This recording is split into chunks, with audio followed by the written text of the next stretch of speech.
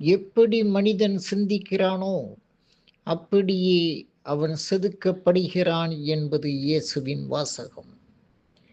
மண், இதன் என்ற சொற்களின் இணைப்பில் மலர்ந்ததுதான் மனிதன் என்ற வார்த்தை.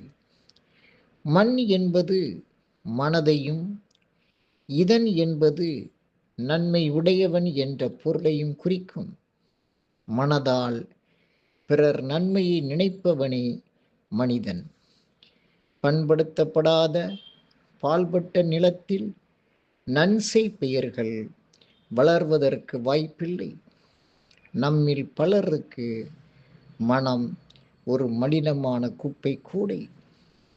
வேண்டாத சுமைகளை தேவையின்றி தாங்கும் சுமை தாங்கி, கடந்த கால கழிவிறக்க நினைவுகளை புதைத்து வைக்கும் மோசமான கல்லறை.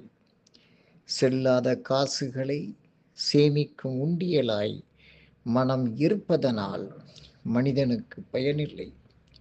ஒரு மனம் ஒன்றே எண்ணம் என்று சிந்தனையை சிதற விடாமல் ஒரு குறிப்பிட்ட இலக்கை நோக்கி எவன் நடக்கிறானோ அவனுடைய தோள்களில்தான் வெற்றி தேவதையின் மாலை விழுகிறது.